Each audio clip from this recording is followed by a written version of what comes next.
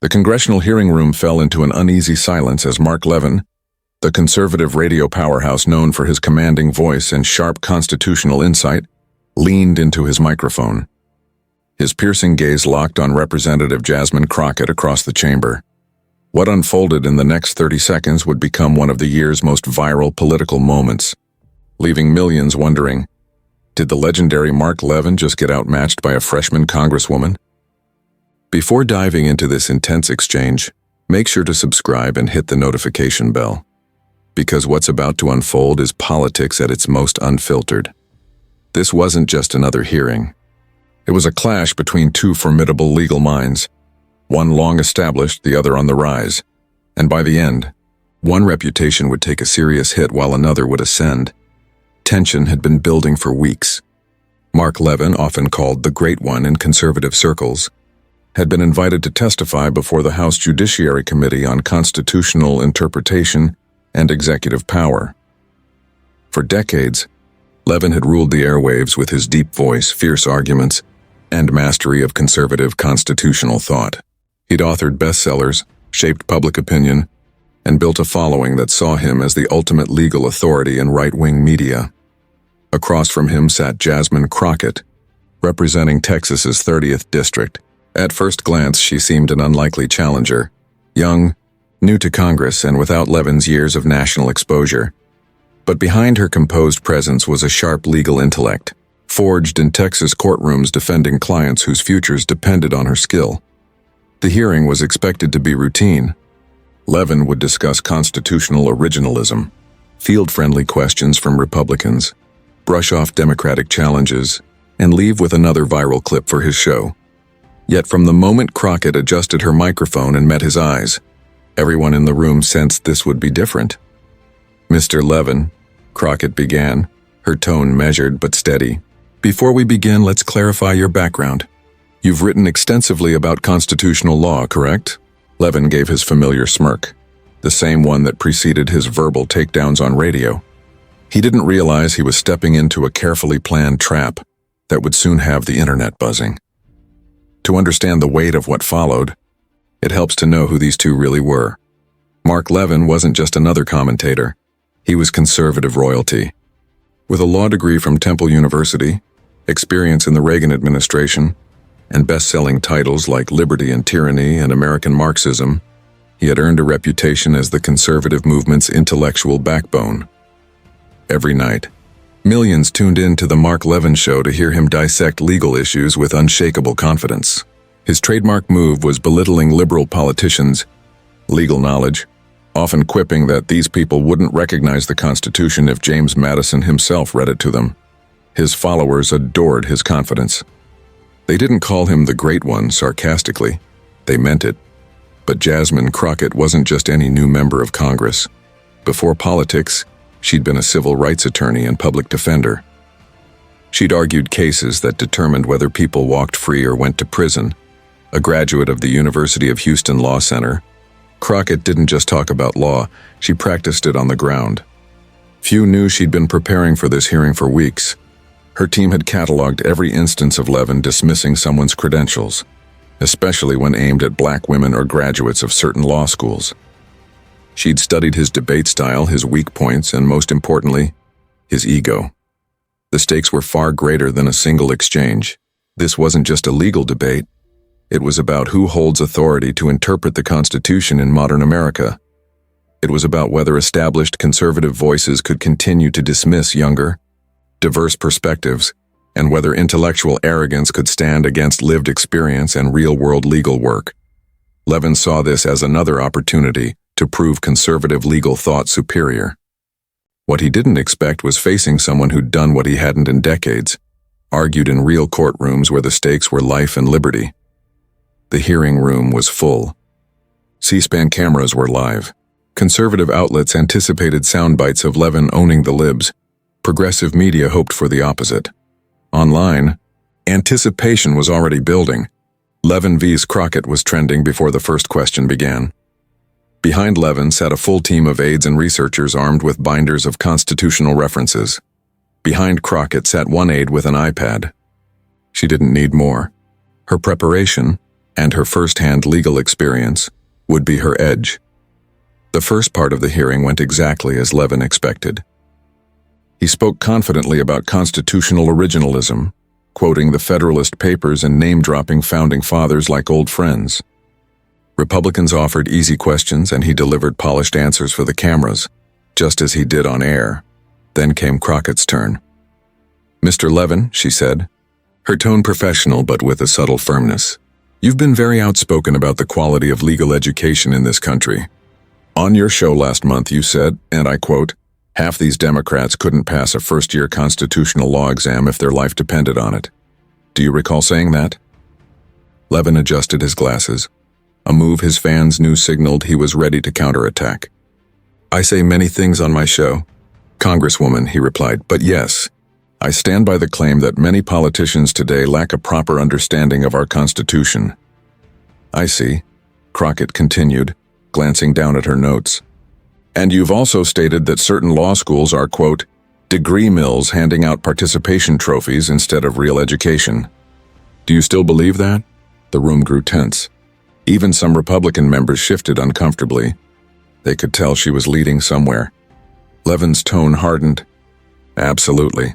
The decline in legal education is real. When law schools prioritize diversity quotas over academic rigor, when graduates can't properly cite Supreme Court cases, yes, that's a participation trophy." A quiet murmur spread through the Democratic side. They recognized what Crockett was doing and letting him double down. "Interesting," she replied calmly. "So, you believe your personal assessment of legal ability outweighs that of the state bar associations, the ones responsible for licensing attorneys?" Levin leaned back in his chair, clearly confident. He thought he was in control. "Congresswoman, passing the bar exam is merely a baseline," Levin replied. "It doesn't make someone a constitutional expert. I've likely forgotten more constitutional law than most attorneys will ever learn." That's when Crockett shifted her strategy. She calmly reached for a thick folder, opening it deliberately so the cameras caught the moment. "Mr. Levin," she began, "let's put that theory to the test. You attended Temple University Law School, correct?" "Correct. Class of 1980, Levin confirmed. "And how many years did you practice law before becoming a radio host?" Levin's jaw tightened. "I worked in the Reagan administration and in private practice for several years." "Several years, understood," Crockett said evenly. "And when was the last time you personally argued a case in court?" "Not discussed one on air. Actually stood before a judge and presented a legal argument where someone's freedom or future depended on it." The room fell completely silent except for the faint hum of C-SPAN cameras refocusing. Levin hesitated. "My experience in the Reagan administration—" "I didn't ask about your political appointments, Mr. Levin," Crockett interjected smoothly. "I asked when you last practiced law. When was the last time you filed a brief at midnight because your client's freedom was on the line? When did you last navigate courtroom procedures knowing one mistake could cost someone their life?" "This is absurd," Levin snapped, his frustration breaking through. "My credentials speak for themselves. I've written 7 best-selling books on the Constitution." "Books," Crockett interrupted, her tone firm but controlled, the timing deliberate. "You've written books. I've defended lives in courtrooms. You discuss the law on radio. I've applied it in practice. You've criticized others' education from behind a microphone. I've used mine to keep innocent people from going to prison." She leaned forward slightly. "So tell me, Mr. Levin, and please a direct answer. Do you believe decades of radio commentary make you more qualified to discuss the law than someone who's actually practiced it?" Levin's face flushed red. His hands gripped the table. "My record speaks for itself," he said sharply. "I've influenced more legal thinking in this country than your record ever could." Crockett opened her folder wider and began pulling out documents one by one. "Let's talk about that record. On January 15th of this year, you stated on your show that Marbury versus Madison was fundamentally about judicial restraint. Would you like to correct that statement now? Or shall I clarify for the committee why that's completely inaccurate?" A few legal experts in the room audibly reacted. Anyone with basic legal training knew Marbury versus Madison established judicial review, not restraint, a mistake no competent lawyer would make. "That's taken out of context," Levin stammered. On February 22nd, Crockett continued without pause.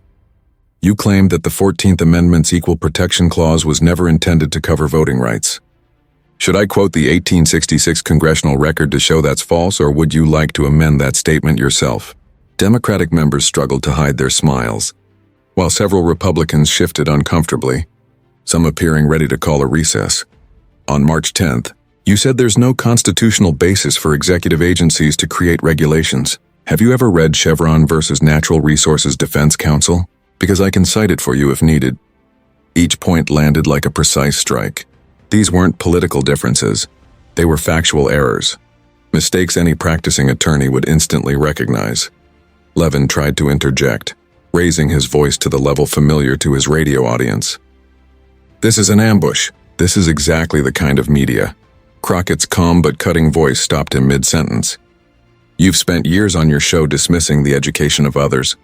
You've questioned whether some people even deserve their law degrees, and you've implied that certain lawyers, particularly women and minorities, only succeeded through affirmative action rather than merit.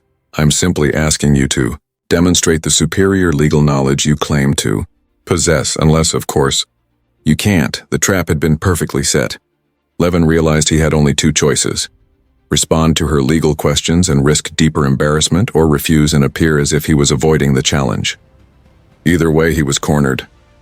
Let me ask you something simpler, Crockett continued, her tone softening in a way that somehow made it sting even more. Can you explain the difference between a motion in limine and a motion for summary judgment? These are basic procedural tools that every practicing attorney handles regularly. Levin's mouth opened, then closed. He vaguely recalled the terms but couldn't recall their specific procedural distinctions. When was the last time he'd actually dealt with real courtroom procedures? Crockett pressed on. All right then. What's the standard for ineffective assistance of counsel under Strickland v. Washington?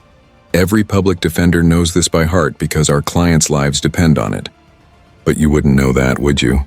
You've never had someone's future in your hands. You've never needed to know the law so well that a mistake could mean decades of wrongful imprisonment.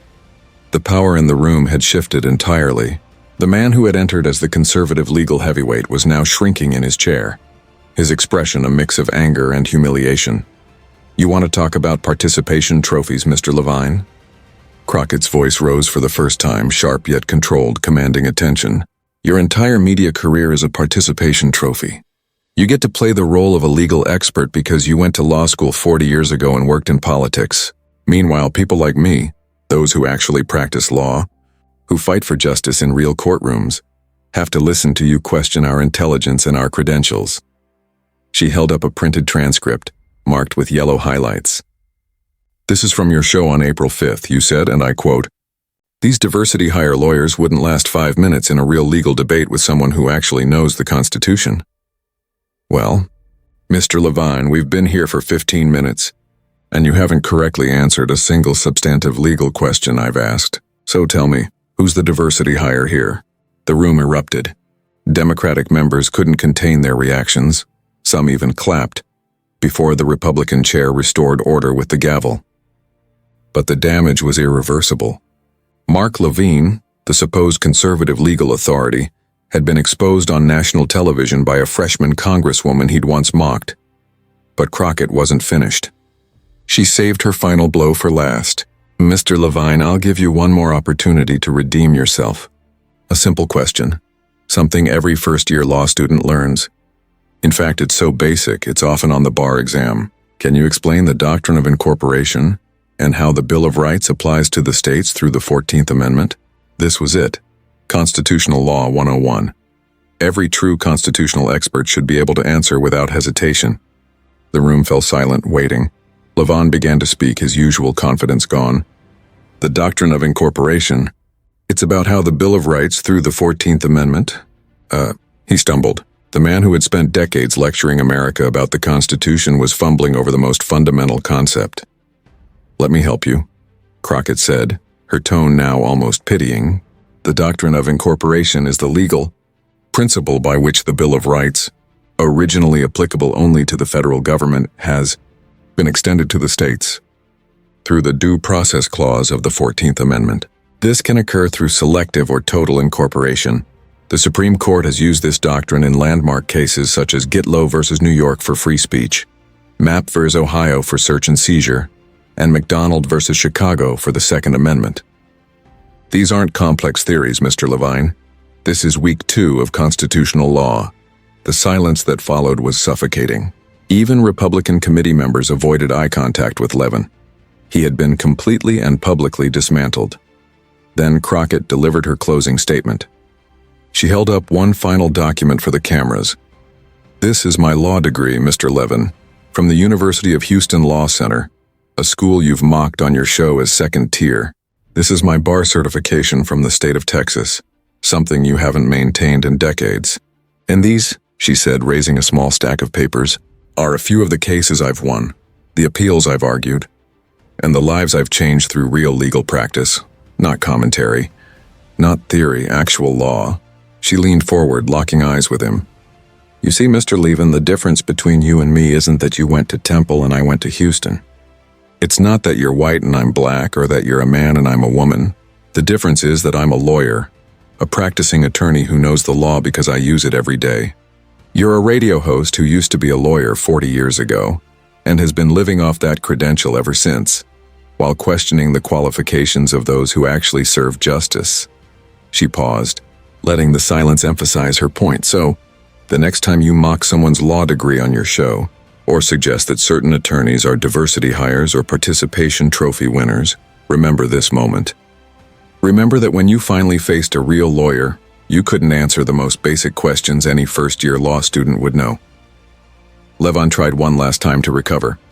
This is character assassination. No, Mr. Levin, Crockett interrupted calmly. This is what happens when you build a career on arrogance and condescension without the substance to back it up. This is what happens when someone mistakes having a platform for having expertise. This is what happens when a person who truly understands the law finally calls your bluff. Crockett began gathering her papers, arranging them neatly with the calm precision of someone who knew she had just accomplished exactly what she intended. I have no further questions for this witness. Mr. Chairman, she said evenly, I believe Mr. Levin's qualifications to speak on constitutional issues are now sufficiently clear for the record. The gavel struck, though it was only a formality. Everyone in that room understood they had just witnessed something remarkable.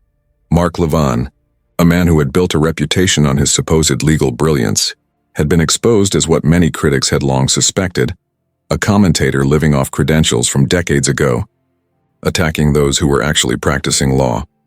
Levin sat in silence, his face flushed with anger and humiliation, hands trembling as cameras recorded every second. Behind him, his staff looked stunned. They had come expecting clips of their boss owning the opposition. Instead, they were watching his credibility collapse on national television. The committee chair, a Republican and one of Levin's longtime allies, called for a brief recess. He couldn't even meet Levin's eyes as he made the announcement. Meanwhile, conservative media figures in the audience were already on their phones, some scrambling to find a narrative to soften the blow, others distancing themselves from what they knew would be a brutal news cycle. Jasmine Crockett stood, straightened her jacket, and quietly exited the hearing room with the steady confidence of someone who had simply done her job. She didn't gloat or celebrate. She didn't need to. She had achieved her goal, to expose a man who had spent years belittling professionals like her. And she did it with nothing but facts, law, and the preparation that comes from real courtroom experience. As she passed Levin's table, she paused briefly. Mr. Levin, she said calmly, her voice just loud enough for the microphones. I'll be listening to your show tonight. I'm curious to hear how you'll spin this. Though judging by today, I'm not sure you know what spin means in a legal sense either.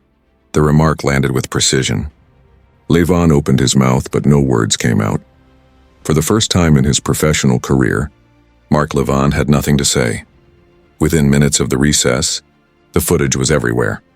Crockett destroys Levin shot to the top of social media trends faster than any political story in recent memory. Clips of her calmly dismantling. Levin's arguments spread across every platform. Progressive commentators called it the most satisfying political takedown in years, while even some conservatives admitted Levin had been unprepared and outmatched. The first major outlet to cover the story was Politico. publishing a headline that would soon become infamous. The Great One stumbles. Mark Levin fails basic legal questions in congressional testimony. The article detailed each misstep, supported by commentary from constitutional law professors who verified that Crockett's explanations were entirely correct. CNN's legal analyst Jeffrey Toobin quickly tweeted, "I've covered legal affairs for 30 years. What Jasmine Crockett just did to Mark Levin was the most complete intellectual dismantling I've ever seen in a congressional hearing. She didn't just win the argument, she exposed him as someone who doesn't truly understand the law he claims to champion." Even on Fox News, Levin's ideological home, the response was muted.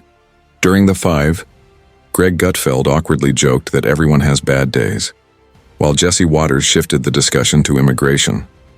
Only Sean Hannity attempted a defense, suggesting Crockett had used gotcha questions, but even he sounded unconvinced. The real backlash came from legal circles online.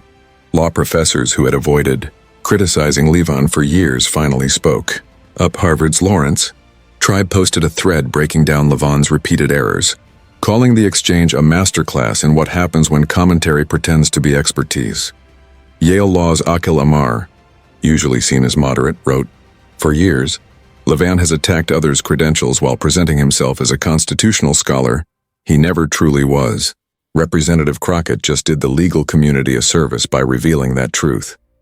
But perhaps the most damaging reactions came from within conservative legal ranks. Several Federalist Society members, speaking anonymously, admitted they had always known Levin was more showman than lawyer, but stayed silent because of his influence. One prominent conservative attorney told The Daily Beast, "We've all cringed when Levin went on air and got basic legal principles wrong, but with his massive platform, no one wanted to call him out. Crockett just did what we should have done years ago." By that evening, Levin's radio show became must-listen programming, but not for the reasons he hoped. Millions tuned in to hear how he would respond to his public humiliation. Would he apologize? Admit his mistakes? Or try to dispute Crockett's fact checks? What followed turned out to be even more damaging than the confrontation itself. Levin spent the first hour of his show ranting about radical left ambush, tactics, and a lack of respect for conservative voices. He never addressed a single one of the legal errors Crockett had exposed. He offered no clarification on his missteps over basic constitutional concepts. Instead, he attacked Crockett personally, calling her unqualified and accusing her of being coached by radical professors. The backlash was swift and severe. Even his own loyal listeners began calling in to challenge him. One longtime fan from Texas said, "Live on air, Mark. I've listened to you for 15 years, but that congresswoman was right. You couldn't answer basic questions. How can you call her unqualified when she clearly knows more about the law than you do?" Levin quickly cut the caller off and went to a commercial break. But the damage had already spread. His YouTube channel, normally flooded with supportive comments, was now overrun with people posting timestamps of his past legal mistakes. Online fact-checkers began combing through his archives, uncovering numerous examples where he had misstated basic legal principles while questioning the competence of others. Conservative media figures tried several approaches to contain the fallout. Ben Shapiro argued that knowing courtroom procedure doesn't make someone a constitutional scholar, but even his audience pushed back, noting that Levin had failed on constitutional issues as well, not just procedure.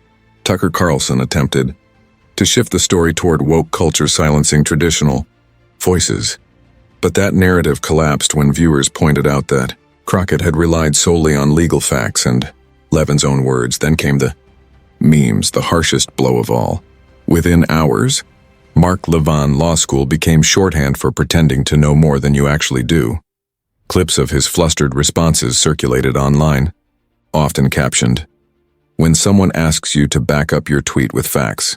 A viral TikTok even showed a law student reacting to the clip, saying, "This is why you actually pay attention in constitutional law, folks." Yet the biggest impact wasn't on Levin, it was on Jasmine Crockett. Overnight, she went from a relatively unknown freshman congresswoman to a national figure. Her Twitter following grew by more than 500,000. In just 48 hours, law schools across the country began inviting her to Speak on MSNBC offered her a role as a regular legal analyst, and several publishers approached her about book deals.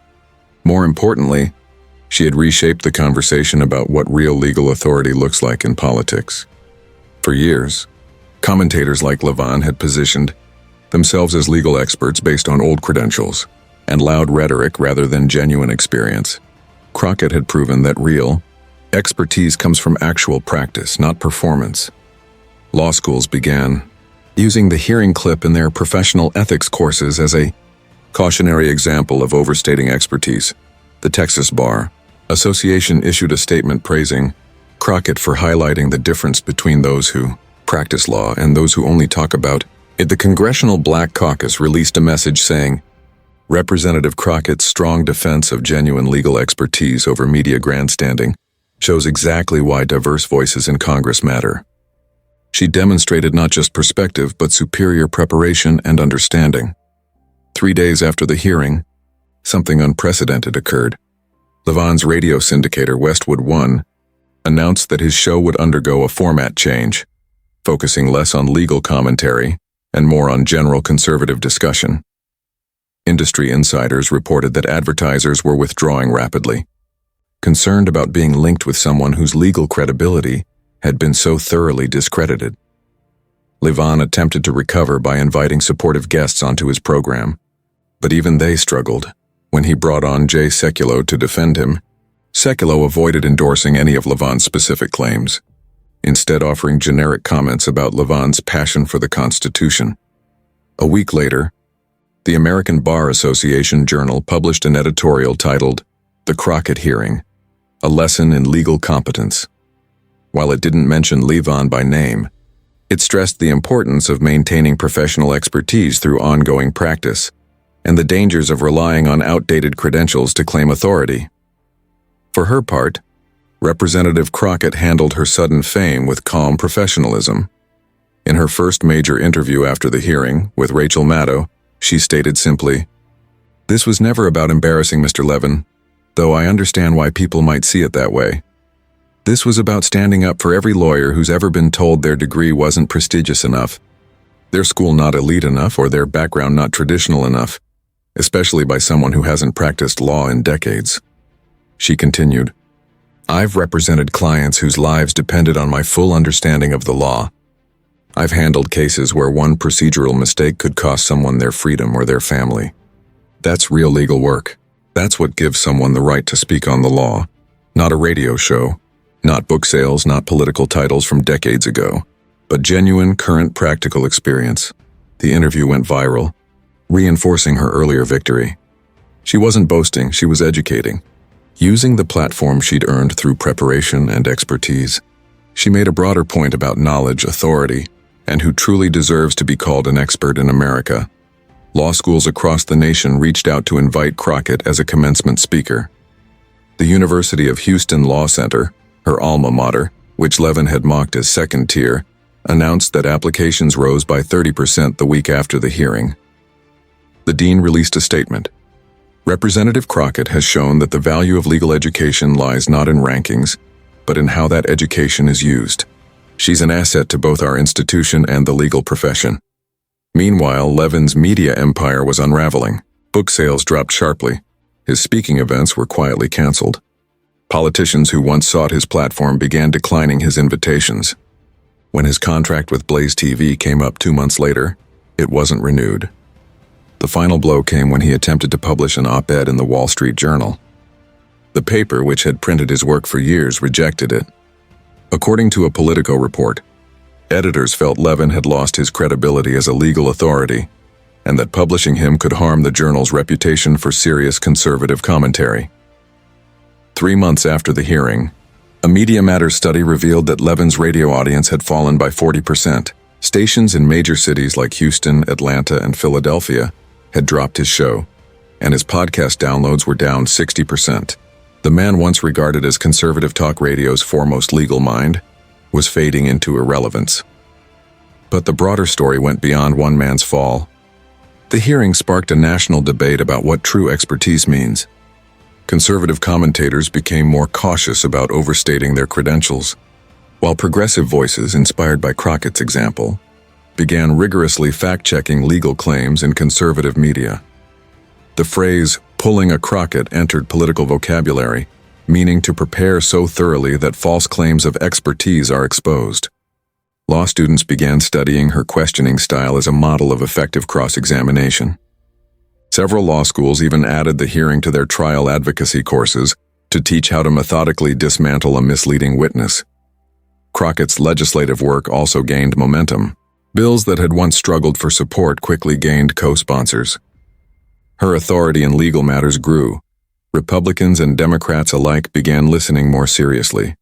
She had proved that she wasn't just another politician talking about the law. She was a lawyer who lived it.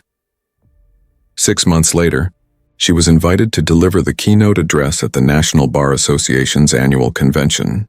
Her speech, titled "The Practice of Law versus the Performance of Law," explored the difference between real legal work and media punditry. She never mentioned Levin by name, but her message was unmistakable. "Too often," she said, "we let those who perform law on television or radio claim the same authority as those who practice it in court. We allow volume to replace knowledge, confidence to replace competence, and media platforms to replace expertise. But law isn't a performance, it's a practice. It demands study, consistency, and real-world engagement." Her speech earned a 5-minute standing ovation. Legal professionals across social media called it the end of performative legal expertise. Even some conservative lawyers privately admitted she was right. A year after the hearing, Levin attempted a comeback through a new podcast titled "The Real Constitution," promising to set the record straight. The first episode drew modest, curiosity-driven traffic, but by episode 5 his audience had fallen below 10,000. The once dominant radio figure couldn't sustain even a small podcast following. The final twist came when the University of Houston Law Center announced the creation of the Jasmine Crockett Chair in Constitutional Practice, funded by donations received after the hearing. The endowment aimed to support professors who balanced academic theory with real legal experience. At the announcement, Crockett said, "This chair represents the principle that the best legal education blends theory with practice, books with courtrooms, study with experience. It's for those who not only teach the law but have lived it." The ceremony drew national media attention. Legal leaders from across the political spectrum attended. Meanwhile, in a corner of conservative Twitter, Mark Levin posted a bitter message about the corruption of legal education by identity politics. It received 47 likes, a stark contrast to the thousands his tweets once earned. The transformation was complete. The man who had spent decades branding himself as conservative media's top legal mind had become a forgotten figure. Meanwhile, Jasmine Crockett had become one of the most respected legal voices in Congress.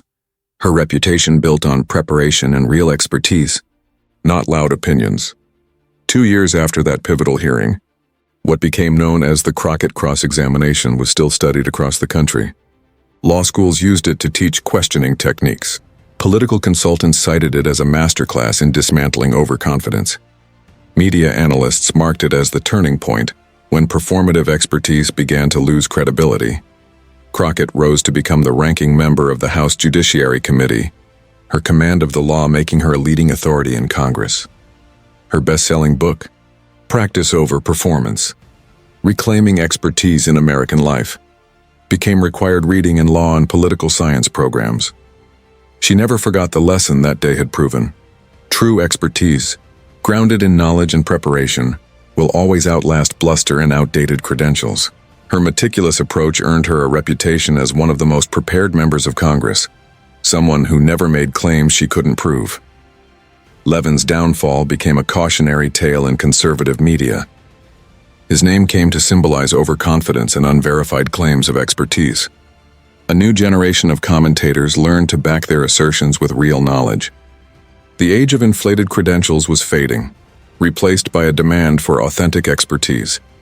The impact reached the broader legal community. The American Bar Association introduced continuing education requirements, ensuring that lawyers who spoke publicly maintained up-to-date knowledge. Several states followed, warning that publicly claiming legal expertise without competence could be deemed unethical. Political and media discourse also began to shift. Politicians became more careful in asserting expertise. Commentators cited cases and statutes rather than vague claims. The standard for legal discussion had risen, and Jasmine Crockett had set it. In law schools nationwide, a new generation of students studied the Crockett hearing as proof that preparation and substance could overcome prejudice and posturing. Many young lawyers, especially women and minorities, saw in her success a blueprint for their own. The Crockett effect soon spread across the profession. Law school applications from underrepresented groups climbed. Public defender offices gained prestige, drawing top graduates eager for real courtroom experience. The practice of law, not the performance of it, had regained its respect. Even conservative media evolved. New commentators maintained bar licenses, stayed updated on developments, and grounded arguments in real law, not ideology. They'd learned from Levin's humiliation that expertise couldn't be faked in an age where every statement could be fact-checked and archived forever. Progressive media learned too, realizing the importance of informed voices over passionate but uninformed commentary. Networks began featuring active attorneys and current scholars rather than dated pundits. Congressional hearings changed as well. Members prepared more rigorously, aware their questions might later be scrutinized. The quality of discourse improved as lawmakers sought real understanding instead of scripted sound bites. 5 years later, Jasmine Crockett stood before the Supreme Court to argue a landmark voting rights case. She'd taken a leave from Congress, insisting the issue was too important to delegate. As she addressed the justices, observers reflected on her extraordinary rise, from a modest law school to Congress to the nation's highest court. Her dismantling of Levin had merely been the beginning. It was the moment that redefined how America valued real expertise. As she spoke, clear and confident, citing precedents with precision, spectators recalled that congressional hearing years before the day a prepared and principled lawyer had stood up to false authority and proved the difference between talking about the law and truly knowing it. Levin, meanwhile, had vanished from public life. His shows were canceled, his books unsold, his once massive following reduced to a small, bitter echo chamber. He became a case study in media schools, a reminder that arrogance and ignorance cannot sustain authority forever. Yet his downfall served a purpose. It showed that in the information age, genuine expertise would always outlast performance. It proved that old hierarchies built on bluster could be replaced by those who had done the real work. The legal profession, and American discourse, were stronger for it. As Jasmine Crockett concluded her Supreme Court argument, the gallery erupted in rare applause. She thought back to that hearing, the day she decided to challenge those who mistook volume for knowledge. She hadn't just ended one man's career. She had set a new national standard for what it truly means to be an expert, and that standard, built on preparation, knowledge, and authenticity, would shape America for generations.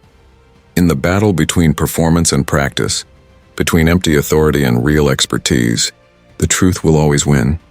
It just needs someone with the courage and preparation to reveal it. Jasmine Crockett was that person. And because of her, the conversation about expertise in America would never be the same. If you made it this far, you've witnessed one of the most defining political stories of our time. This wasn't just about a congresswoman defeating a radio host. It was about redefining what true authority means. Like and subscribe for more untold stories the mainstream won't show you. And tell us in the comments, did Jasmine Crockett end Levin's career, or was this simply justice served? We read every comment. Until next time, this is your channel for unfiltered political truth.